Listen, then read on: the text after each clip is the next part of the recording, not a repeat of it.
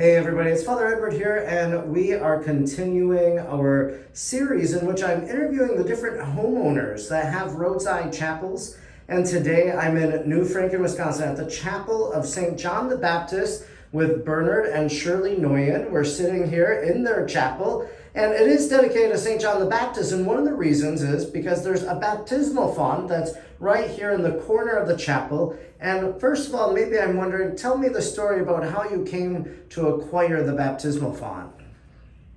Well, a friend of mine called and said that a friend of hers that lived in Duluth, father passed away, and he used to go from church to church the church auctions, and purchase religious things.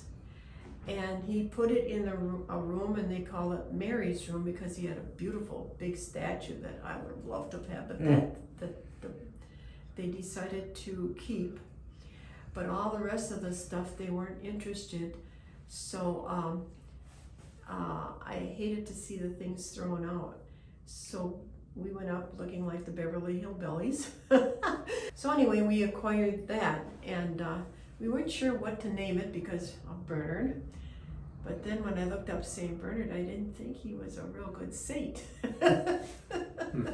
So we thought, so then we decided St. John the Baptist would really be nice because of the beautiful baptismal font that we received. One of the interesting things about these baptismal fonts is that they're 8-sided, so they're an octagon. So it's to represent the 8th day of creation, which is that of eternity. So you have 7 days, and then the 8th is our life forever with God. So that's the baptismal font is our entry into new life, and that's the symbolism here as we have John the Baptist. Now, you built this chapel back in 2014, and why was it that you decided to build this? Well, I always kind of wanted one, but we just never really sat down seriously about it until we acquired these beautiful things. And then I thought, wow, that's perfect time to build. So he designed it and built the whole thing. He did a beautiful job. And so we have this overhead, and people just keep giving things and giving things. Sure. This last one was a picture of the where the Blessed Virgin appeared at the chapel.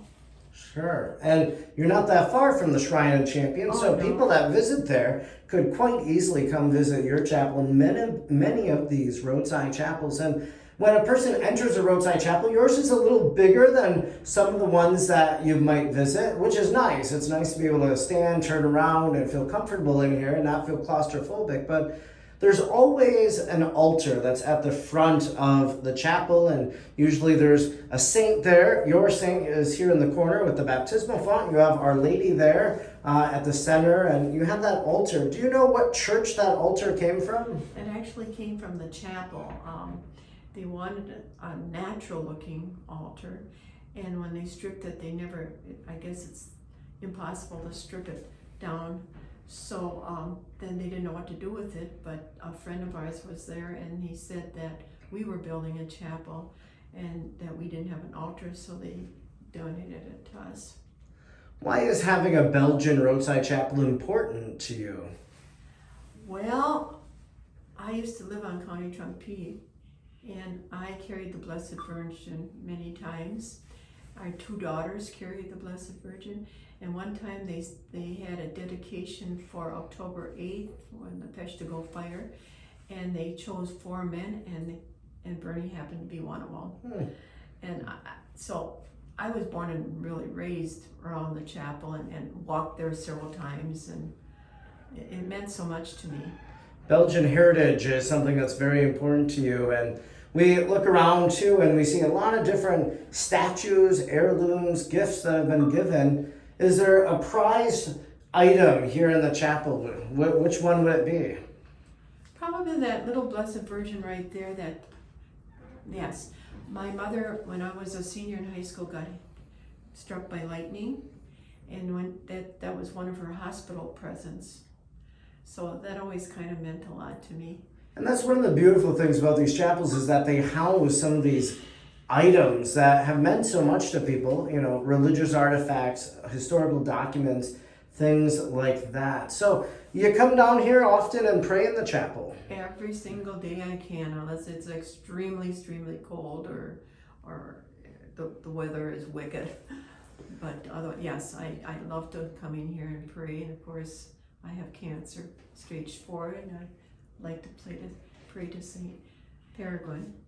And when a person comes here, just any person, what do you hope they take away when they leave? More inspired and inspirational, and I'm so glad that they're interested in these chapels, because for a while they were taking them down and now we're starting to build them again, which I'm really happy about. And Bernard, you built this chapel. What was it like for you? Did you model it off of other chapels you've seen? You kind of had an image in your head of what it was supposed to look like. How long did it take for you to build it too? It took about a year. We started in the fall and poured the concrete, and then the next summer started building it. And it's been here ever since, and it's a beautiful place. And I thank you for building it so that other people could come here and invoke the intercession of the saints and to really have this special place where they can encounter God right here in your front yard.